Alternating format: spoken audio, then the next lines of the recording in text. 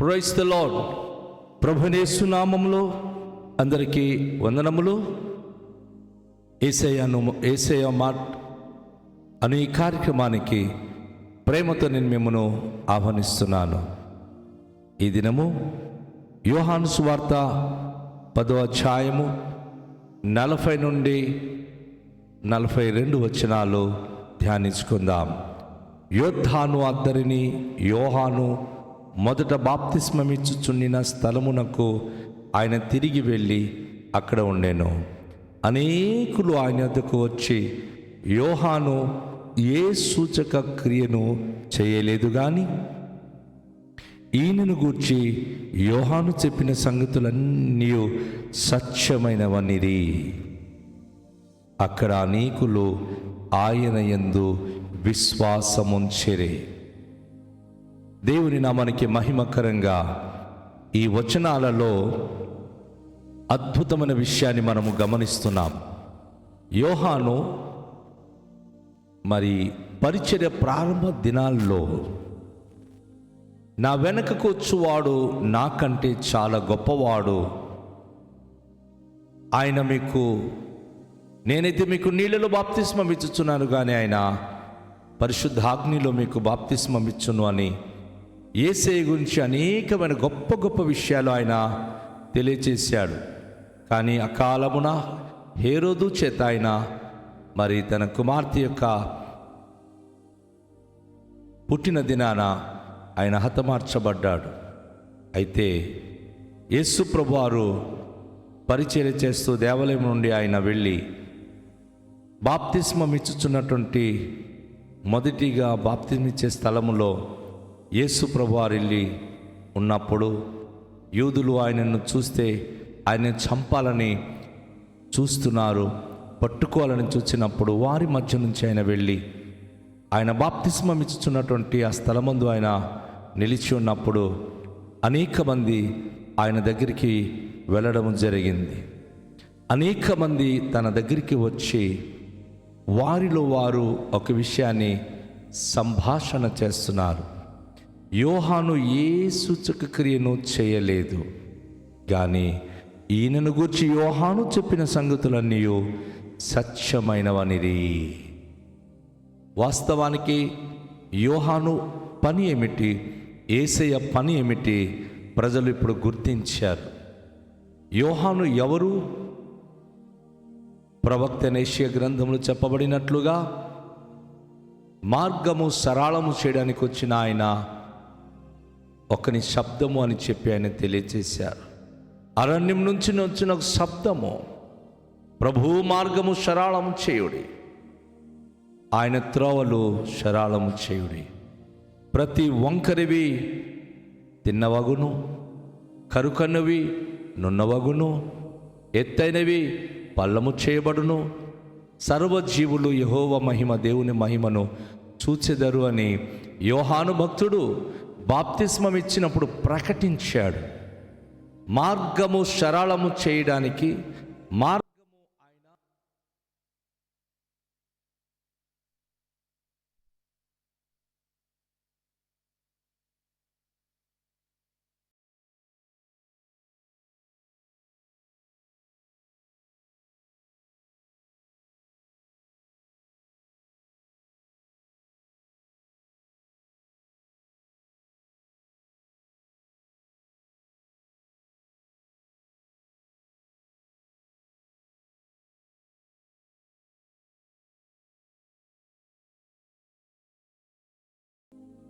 మార్గము సరళము చేయడానికి, దేవుని మార్గమును గురించి తెలియచేయడానికి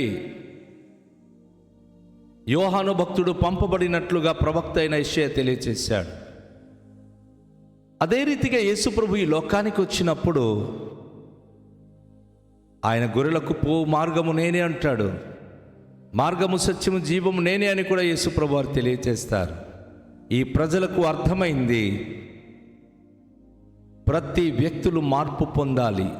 యేసు ప్రభువారు వచ్చింది దేవుడుగా కొనియాడబడ్డానికి, ఆయన ప్రశంసించబడ్డానికి, పూజించబడ్డానికి కాదు కానీ సకల మానవ జాతిలో పాపులను నీతిమంతులుగా మార్చడానికి, ఎవరైతే ధనాసక్తితో ఉన్నారో వారిని మార్పు చేయడానికి, బీద సాదా భేదము లేని దేవుని రాజ్యాన్ని ఆయన నిర్మాణం చేయడానికి ఆయన వచ్చినట్లుగా వాక్యం ద్వారా మనము చూస్తూ ఉన్నాం.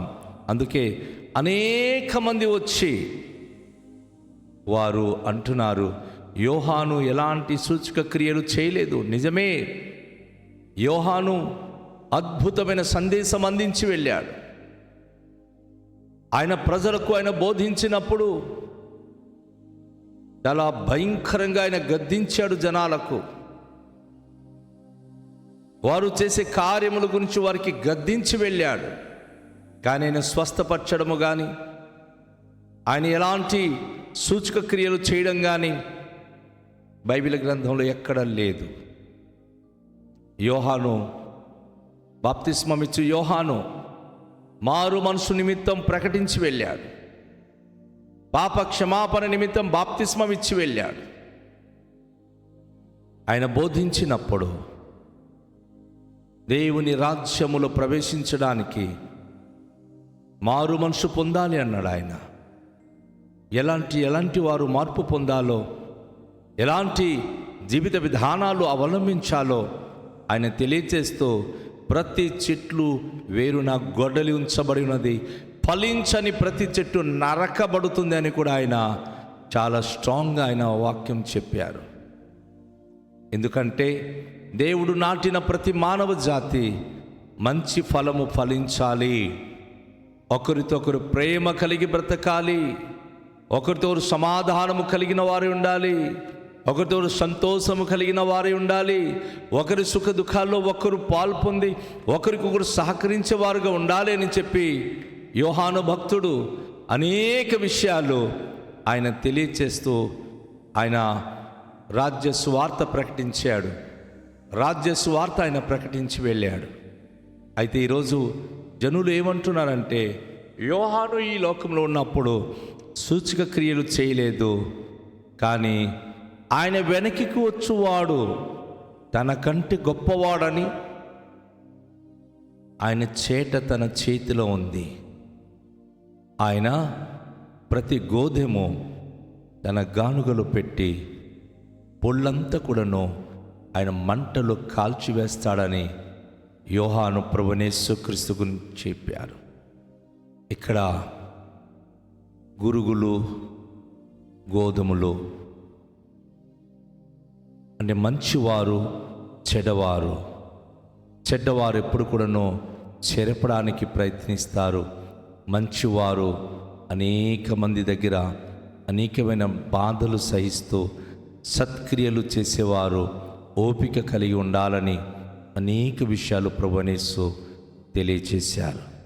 కనుక యేసు ప్రభువారు కేవలం తెలియచేయడమే కాదు, లోకంలో ఆయన సంచరించినప్పుడు ప్రజల దగ్గరికి వెళ్ళి వారి కొరతలను ఆయన తీర్చినవాడు. ఎవరికి ఆహారము లేకపోతే వారికి ఆహారము సమకూర్చినవాడు. ఆయన ఎవరికి ఎటువంటి వేదన బాధలుంటే అది బాగు చేయువాడు. గుడ్డి వారికి చూపునిచ్చేవాడు. ఊచ చేతులు గల వానికి స్వస్థతనిచ్చినవాడు. కుంటి వారికి నడకనిచ్చినవాడు. చనిపోయిన వారికి లేపినవాడు. 5 రొట్టెలు 2 చేపలతో 5,000 మంది కంటే ఎక్కువ ప్రజలకు ఆయన ఆహారం పెట్టినవాడు.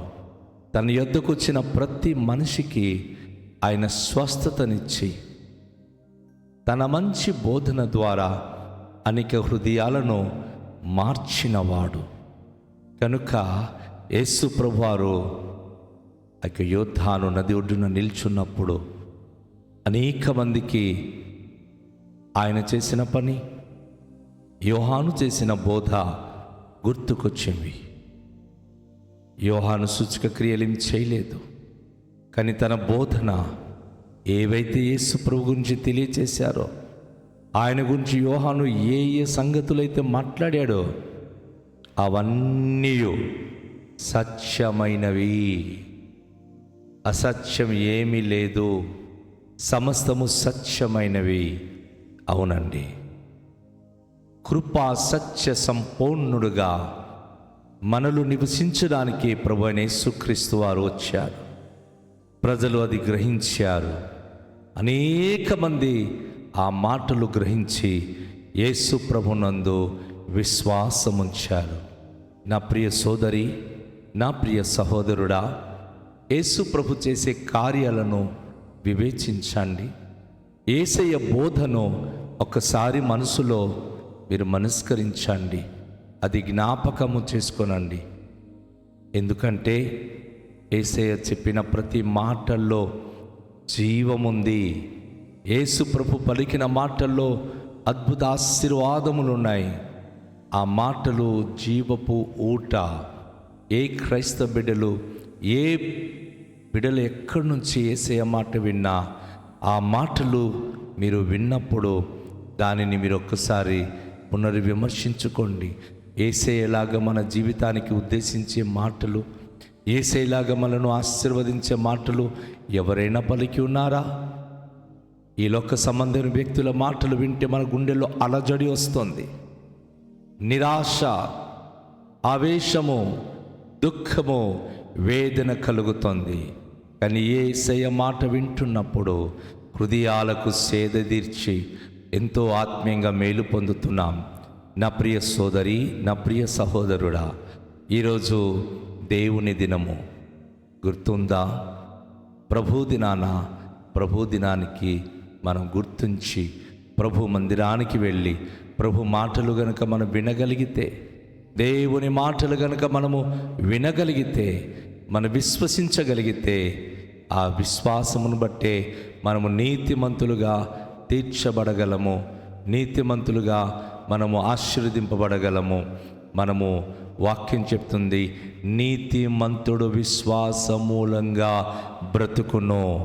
నువ్వు ఈరోజు లోకంలో నీతిమంతుడిగా ఉండాలంటే యేసునందు విశ్వాసం ఉంచాలి. విశ్వాసము ద్వారా నువ్వు బ్రతకగలవు. నీ ప్రతి అక్కర్తలను తీర్చగలిగిన వాడు ప్రభు అయిన యేసుక్రీస్తు. నీ జీవితంలో అద్భుత కార్యములు చేయగలిగిన వాడు ప్రభు అయిన యేసుక్రీస్తు. రండి, తలలుంచుకొని మనము దేవునికి ప్రార్థన చేద్దాం. ఈరోజు యేసయ్య మాట వింటున్న మనము ఆయన మాటను బట్టి విశ్వాసం ఉంచి జీవించగలిగితే అనేకమైన మేలుతో మనం నింపబడగలము. ప్రార్థన చేద్దాం. దయగల తండ్రి, మీ పరిశుద్ధ నామానికి స్తోత్రాలు. ప్రభువా, మీ యందు విశ్వాసం ఉంచి మీ మాటలు మేము గైకొన్నప్పుడు మా జీవితానికి మీరు ఇచ్చే ఆశీర్వాదాలు, మా జీవితానికి మీరు ఇచ్చే అద్భుతమైన జీవిత విధానాలు, బ్రతుకు గొప్పవి. మీ మాటలు జీవపు ఊటలు. మీ మాటలు యందు లక్ష్యం ఉంచిన వారికి మేలునిచ్చే దేవుడవు, జీవము కలిగించే దేవుడవు, వారి బ్రతుకులు ఆశీర్వదించే దేవుడవు. ఈ దినము మీ మాటలు మీ మందిరములో చేరి నేర్చుకొని మీకు మహిమకరంగా జీవించే భాగ్యవంతులుగా ప్రతి కుటుంబానికి అనుగ్రహించుమని యేసు నామములో ప్రార్థిస్తున్నాము తండ్రి. ఆమేన్. అందరికీ షాలోం. ప్రభు మనను దీవించును గాక.